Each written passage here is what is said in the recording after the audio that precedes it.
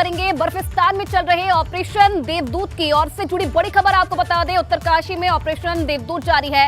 Rescue team ने आज 4 शव बरामद किए हैं और मौसम खराब होने की वजह से हर्षिल में उतारे गए 4 शव। हर्षिल से मातली नहीं जा पाया हेलीकॉप्टर। खराब मौसम की वजह से रेस्क्यू ऑपरेशन में परेशानी आ रही है। द्रौपदी का डांडा में सर्च ऑपरेशन चल रहा है। तो ये बड़ी अपडेट फिलहाल ऑपरेशन देवदूत को लेकर ये मिल रहा है, जहां ये बताया जा रहा है कि आज भी 4 शव बरामद किए गए हैं। हालांकि मौसम खराब होने की वजह से इन 4 शवों को हर्षिल में उतारा गया। हर्षिल से मातली हेलीकॉप्टर नहीं जा पाया और खराब मौसम की वजह से रेस्क्यू ऑपरेशन में भी काफी दिक्कतों का सामना करना पड़ रहा है रेस्क्यू टीमों को। द्रौपदी का डांडा में ये सर्च ऑपरेशन जारी है और अभी भी जो लोग हैं उन्हें तलाश करने की कोशिश फिलहाल रेस्क्यू टीम की तरफ से की जा रही है। 4 दिन बीत चुके हैं, रेस्क्यू ऑपरेशन लगातार जारी है। आज भी 4 शव रेस्क्यू टीमों की तरफ से बरामद किए गए हैं। हालांकि मौसम खराब बताया जा रहा है, जो कि खलल इस रेस्क्यू ऑपरेशन में डाल रहा है। सब का इंतजार है और वहीं ग्रामीण जो है, अब मेरे सामने आप ठीक दिखा सकता हूँ कि ग्रामीण है, ग्रामीण लोग इंतजार कर रहे हैं कि कब उनके डेड बॉडी यहाँ पे आती है। और ये लोग जो सविता कंसवाल है और नौमी है, इनका इंतजार कर रहे हैं और 4 दिन से जो ग्रामीण हैं वो जगह जगह भटक रहे हैं। तो अब उनको इंतजार जो है वो जिला अस्पताल में कर रहे हैं। तो अब थोड़ी देर में डेड बॉडी आने वाली है और हमारे साथ ग्रामीण है। किस तरह का इंतजार करना पड़ा? सर, परसों से हम वहाँ मातली में इंतज़ार कर रहे हैं, लेकिन अभी तक हमारी बॉडी नहीं मिली है। वो जो है बहुत, उसके माता पिता बहुत वृद्ध हैं, यहाँ आने में असमर्थ हैं, घर में रो रहे हैं। उनको तो संभालना है कि हम यहाँ बॉडी को करना है, इसलिए हम परसों से परेशान हैं सर। कल भी दिन भर रहे हैं वहाँ मातली में, कब आती है बॉडी तब आती है, लेकिन अभी तक भी कोई वो नहीं, अभी बॉडी यहाँ नहीं आई जिला अस्पताल में। लेकिन सुनने में आ रहा है कि बॉडी अभी आ रही है। सर, हम बहुत परेशान हैं, बहुत दुखी हैं। शासन की तरफ से अभी कोई मदद उसको नहीं मिली, कोई मदद नहीं मिली सर। उसने एवरेस्ट माउंटेन एवरेस्ट किया है या मैं कालू पर्वत किया है, लेकिन अभी तक उसको कोई मदद नहीं। तो परिजनों की बात भी आपने सुनी, काफी परेशान परिजन हो रहे हैं। और चलिए दिग्वीर मिश्र इस खबर पर और ज्यादा जानकारी के लिए फोन लाइन पर हमारे साथ जुड़ रहे हैं। दिग्वीर, अपडेट क्या है फिलहाल और मौसम को लेकर भी जानकारी दीजिए, क्योंकि बताया जा रहा है कि मौसम खराब है जिसकी वजह से रेस्क्यू टीमों को दिक्कतों का सामना करना पड़ रहा है। जी, आपको बता दूं कि सबसे पहले जो मौसम है, मौसम सुबह से ही खराब चल रहा है और जिस कारण जो रेस्क्यू नहीं हो पा रहा है। और जो हर्षिल में 4 बॉडियां लाई गई थी, उनको अभी गाड़ी के माध्यम से जिला अस्पताल लाया गया। वह अभी पोस्टमार्टम चल रहा है। पोस्टमार्टम के बाद जो डेड बॉडियां हैं वो परिजनों को सपोर्ट कर दी जाएगी। और जो 4 बॉडियां हैं उनकी अभी शिनाख्त हो पाई है, जिसमें सबसे पहले आपको बता दूं सविता कंसवाल उत्तरकाशी की है और नौमी रावत उत्तरकाशी की है और अजय बिष्ट जो अल्मोड़ा के रहने वाले और शिवम कैथोला हिमाचल के हैं। तो इनके परिजन यहाँ पे आ गए हैं और इन्होंने अपनी जो डेड बॉडी है वो अपने सब पहचान ले गए और पोस्टमार्टम चल रहा है। पोस्टमार्टम के बाद इन लोगों को सपोर्ट की डेड बॉडी सपोर्ट की जाएगी। और जो अभी आपको बता दूं जो मौसम है, मौसम पूरा पैक हो रहा है। दिग्विजय, जरा शवों को लेकर अपडेट बताइए, कितने शव अब तक बरामद किए जा चुके हैं और अभी भी कितने लोगों के फंसे होने की आशंका जताई जा रही है? क्या जानकारी मिल पाई है अब तक? जी, अभी तक तो आपको बता दूं 19 शव जो अभी तक बरामद कर लिए गए हैं और जो 10 शव हैं वो लापता चल रहे हैं। 10 जिनका रेस्क्यू लगातार जारी है। बेस कैंप से लगातार जो रेस्क्यू टीमें जा रखी हैं वो अपना सर्च अभियान लगा हुआ है। लेकिन जिस तरह से मौसम है, जो अन्य डेड बॉडियां वहाँ पे पड़ी हुई है, जो हेलीकॉप्टर उतरने की वहाँ पे कोई नहीं हो पा रहा है, जिस कारण लगातार जो हर्षिल से और मातली हेलीपैड से हेलीकॉप्टर जा रहे हैं लेकिन उतर नहीं पा रहे और काफी दिक्कतें आ रही है। और जिस तरह से मौसम विभाग ने आज भारी अलर्ट जताया है और सुबह से ही मौसम खराब है और रेस्क्यू जो हेलीकॉप्टर का रेस्क्यू है वो नहीं चल पा रहा है। और बाकी बेस कैंप पे जो जिस तरह से जो रेस्क्यू है, मौसम खराब दिग्वीर आप बता रहे हैं, तो क्या इस बीच रेस्क्यू ऑपरेशन को रोका गया है या अभी भी रेस्क्यू ऑपरेशन चल रहा है? जी, आपको बता दूं जिस तरह से मातली और हर्षिल से जो हेली सेवाएं जो थी वो बिल्कुल तरीके से बंद हो रखी है। और जो बेस कैंप है, जो द्रौपदी डांडा है, वहाँ पे जो 10 शवों का जो खोजने का कार्य है वो टीम लगी हुई है, उनको तलाश कर रही है। अभी देखना होगा जिस तरह से मौसम खुलता है तो वैसी जो हेलीकॉप्टर के माध्यम से वहाँ पे उनको उतारा जाएगा। चलिए, नजर बना के रखिएगा दिग्वीर, अपडेट आपसे लेते रहेंगे। बहुत धन्यवाद आपका तमाम जानकारी के लिए। रुक करेंगे एक बड़ी खबर का। तो पिथौरागढ़ में भूस्खलन से नेशनल हाईवे बंद हो गया है। Pithoragarh Tanakpur national highway Delhi band के पास बंद हो गया है। भारी बारिश के बाद हाईवे पर मलबा गिरा। नेशनल हाईवे पर वाहनों की आवाजाही बंद हो गई है। तो पिथौरागढ़ से खबर है, जहां भूस्खलन से नेशनल हाईवे बंद हो गया है। Pithoragarh Tanakpur national highway Delhi band के पास बंद हुआ है। भारी बारिश के बाद हाईवे पर मलबा गिरा, जिसके बाद ये मार्ग जो है वो बंद हो गया है और इस पर वाहनों की आवाजाही बंद हो गई है। टिहरी झील में फ्लोटिंग हट के शौचालयों से झील में गंदगी डाले जाने की बात अब सामने आ रही है और इसी को लेकर लोगों ने कंपनी के खिलाफ प्रदर्शन किया है। लोगों का कहना है कि झील का जल धार्मिक अनुष्ठान में इस्तेमाल होता है और ऐसे में कंपनी उनकी धार्मिक भावनाओं के साथ खिलवाड़ कर रही है।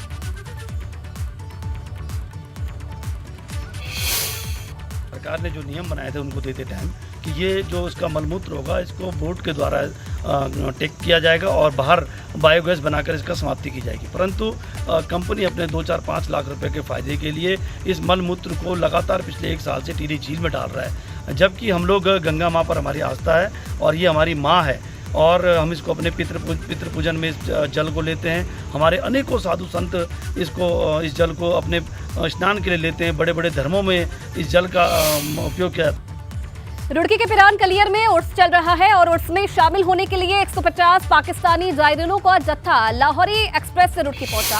इस दौरान पाक जायरीनों का फूल मालाओं से स्वागत किया गया। कड़ी सुरक्षा के बीच इन सभी को रोडवेज की बसों से पिरान कलियर पहुंचाया गया। पाकिस्तानी जायरीन 4 दिन तक पिरान कलियर में रहेंगे। तो कड़ी सुरक्षा के बीच पिरान कलियर इन श्रद्धालुओं को पहुंचाया गया है। 4 दिन का आपका प्रवास यहाँ पर रहेगा। इसको लेकर जो सुरक्षा संबंधी जो व्यवस्थाएं हमने चाक चौबंद कर ली हैं और फ्रिस्किंग से और BDS स्क्वाड और जो हमारे बाकी जो इंटेलिजेंस के और पुलिस के लोग जो हैं वो लगातार लगे हैं और हर तरह की सुरक्षा व्यवस्था की जो है इंश्योर किया जाए। केदारनाथ यात्रा के अहम पड़ाव सोनप्रयाग में अवैध शराब पकड़ी गई है। बताया जा रहा है कि नेपाल मूल का एक शख्स चोरी चुपके शराब की सप्लाई कर रहा था। व्यापारियों की शिकायत के बाद पुलिस ने छापेमारी की और अवैध शराब बरामद की है। तो व्यापारियों की शिकायत के बाद ये बड़ी कार्रवाई पुलिस की तरफ से की गई है।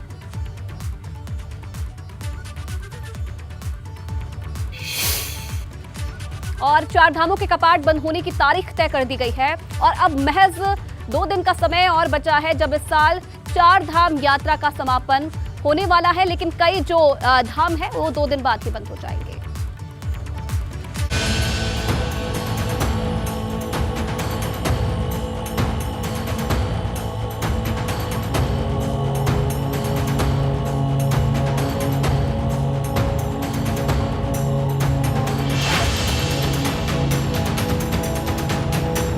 उत्तराखंड के चारों धाम के कपाट बंद करने की तारीखों का ऐलान हो चुका है। ज्योतिष गणना के आधार पर 4 धाम के कपाट बंद करने की तारीख की घोषणा हुई है।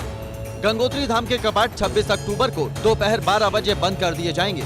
उधर यमुनोत्री धाम के कपाट भैया दूज के दिन 27 अक्टूबर को बंद होंगे, जबकि केदारनाथ धाम के कपाट भी 27 अक्टूबर को ही बंद किए जाएंगे।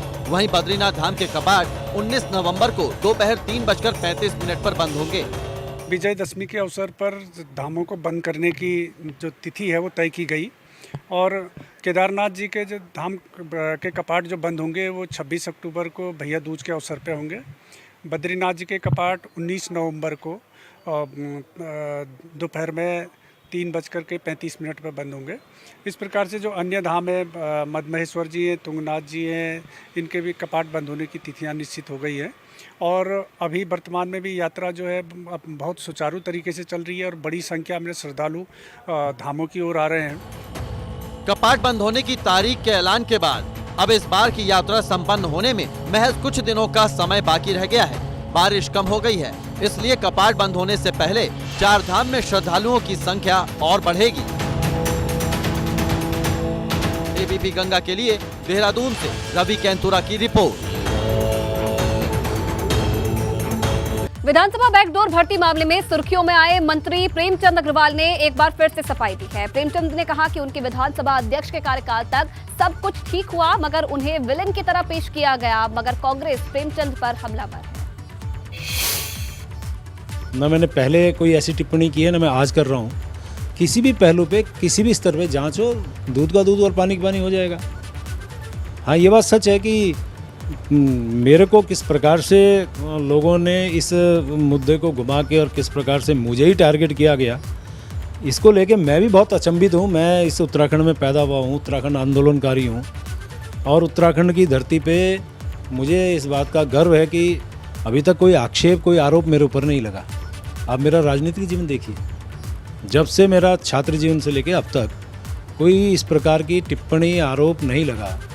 और इसी मुद्दे पे किस प्रकार से और कैसे सब कुछ हुआ, अब चलिए, मैंने कहा ना कि मेरा ही दुर्भाग्य है। और जब भर्तियों का प्रोसेस एक है तो फिर विधानसभा अध्यक्ष जी ने जो फैसला दिया, जो निर्णय लिया कि हम 2011 के बाद जो तदर्थ लोग हैं उनकी सेवाएं समाप्त करते हैं और जो नियमित हो गए हैं उनमें हम कानूनी राय लेंगे। पहले तो विधानसभा अध्यक्ष को चाहिए था कि जब समिति की रिपोर्ट उनके पास आई तो सबसे पहले वो कानूनी राय लेती और जब कानूनी राय उनके पास होती तो निश्चित रूप से एक ही प्रक्रिया के तहत की गई तमाम नियुक्तियों को जो है एक निर्णय के साथ पूरा किया जा सकता था। सीएम पुष्कर सिंह धामी ने कहा है कि उत्तरकाशी में रेस्क्यू ऑपरेशन तेजी से चल रहा है और वो खुद भी लगातार मामले की मॉनिटरिंग कर रहे हैं। जहाँ टूरिज्म बड़ा है, भौतिक निर्माण कार्य काफ़ी ज़्यादा हुए हैं, सड़कें बनी हैं और भी अवस्थापना सुविधाएं तेज़ी से विकसित हुई हैं, तो उन सभी क्षेत्रों में अब राजस्व पुलिस की जगह नियमित पुलिस की आवश्यकता है, ज़रूरत है। उस ज़रूरत के मुताबिक हमने सारा कैलकुलेशन कर लिया है और धीरे धीरे हम चरणबद्ध तरीके से सभी स्थान जहाँ भी ऐसी ज़रूरत है वहाँ पर जो है। और देखिए, उधर मुख्यमंत्री पुष्कर सिंह धामी का ये भी कहना है कि राज्य में ऐसे क्षेत्र जहां तेजी से औद्योगिक और पर्यटन की गतिविधियां बढ़ी हैं, वहां जल्द ही राजस्व पुलिस से लेकर रेगुलर पुलिस में उन्हें शामिल किया जाएगा। मुख्यमंत्री पुष्कर सिंह धामी ने ये भी कहा कि राज्य सरकार चाहती है कि ऐसे सभी क्षेत्रों की सुरक्षा और कानून व्यवस्था के लिहाज से सुरक्षित हो।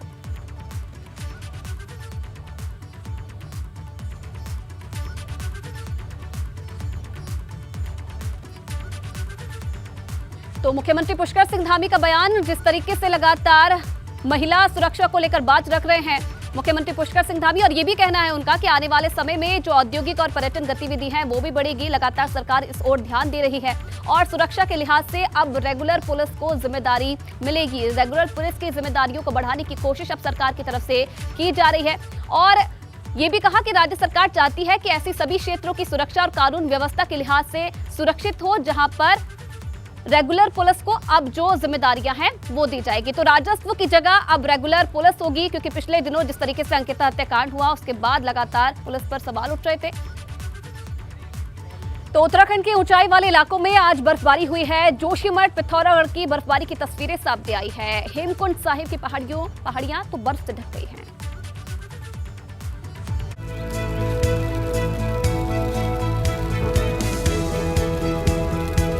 मौसम बदलने के साथ ही उत्तराखंड के पहाड़ों पर बर्फ की चादर बिछने लगी है।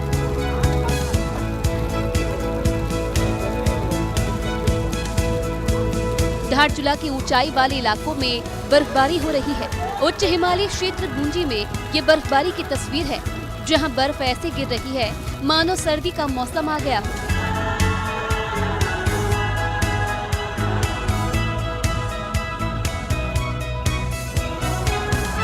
उधर जोशीमठ में बर्फबारी का ये नजारा भी खुशनुमा एहसास करा रहा है। हेमकुंड साहिब में रुक रुक कर बर्फबारी हो रही है।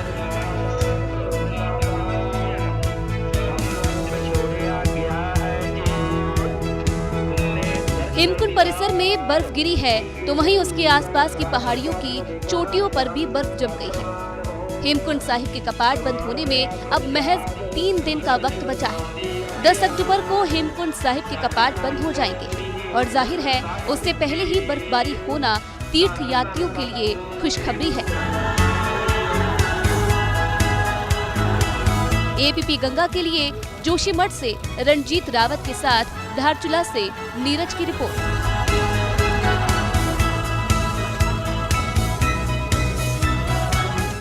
मुख्यमंत्री पुष्कर सिंह धामी का कहना है कि राज्य में ऐसे क्षेत्र जहां तेजी से औद्योगिक और पर्यटन की गतिविधियां बढ़ी हैं, वहां जल्द ही राजस्व पुलिस से लेकर रेगुलर पुलिस में शामिल किए जाएंगे। मुख्यमंत्री पुष्कर सिंह धामी ने कहा कि राज्य सरकार चाहती है कि ऐसे सभी क्षेत्रों की सुरक्षा और कानून व्यवस्था के लिहाज से सुरक्षित हो।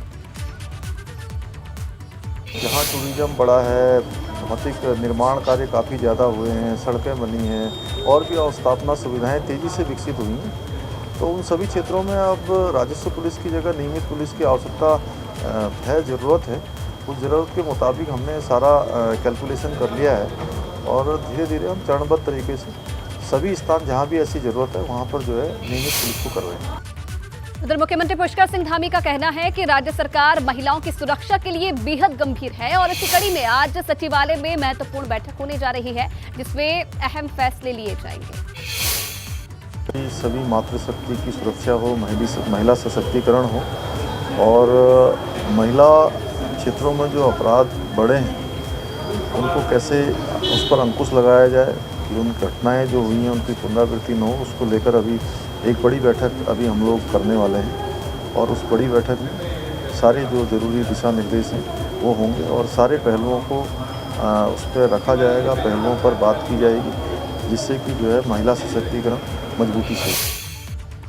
सीएम पुष्कर सिंह धामी गुरुवार को नैनीताल दौरे पर रहे। इस दौरान सीएम धामी ने पार्टी कार्यकर्ताओं को संबोधित किया। इस दौरान सीएम धामी ने कहा कि नैनीताल के आसपास पर्यटन को बढ़ावा देने पर काम किया जा रहा है। इसके लिए सरकार एप्पल मिशन पर काम कर रही है।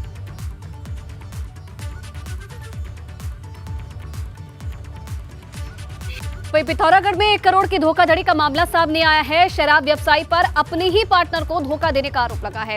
आरोप है कि शराब व्यवसायी हरेंद्र पांडे 1 करोड़ रुपए का हिसाब नहीं दे रहा है और महेंद्र अन्ना की शिकायत पर पुलिस ने मुकदमा दर्ज कर लिया है।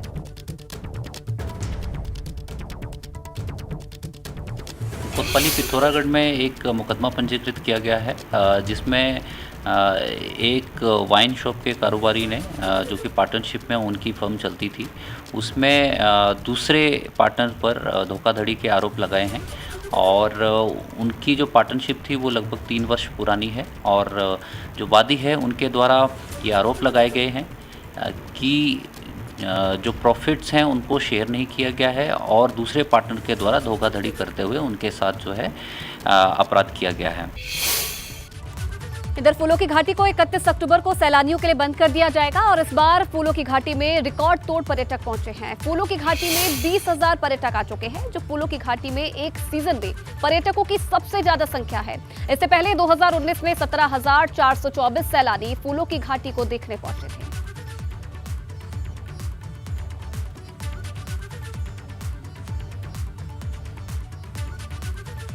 वहीं पौड़ी बस हादसे में मारे गए लोगों का अंतिम संस्कार किया गया। हरिद्वार चंडी घाट शमशान घाट पर अंतिम संस्कार किया गया। एक ही गांव से 16 लोगों की अर्थी उठी है और इसलिए माहौल गमगीन है। लोग रो रहे हैं, बिलख रहे हैं और अपनों को याद कर रहे हैं।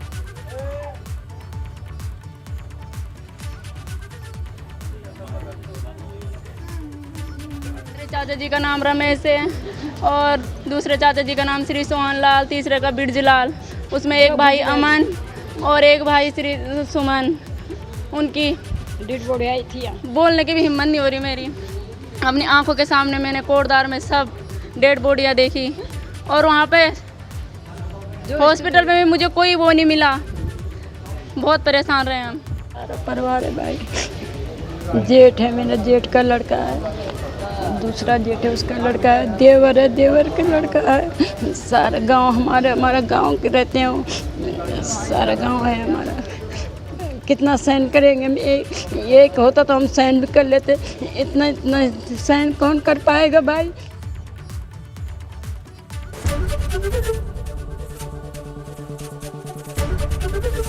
एबीपी गंगा, खबर आपकी, जुबान आपकी।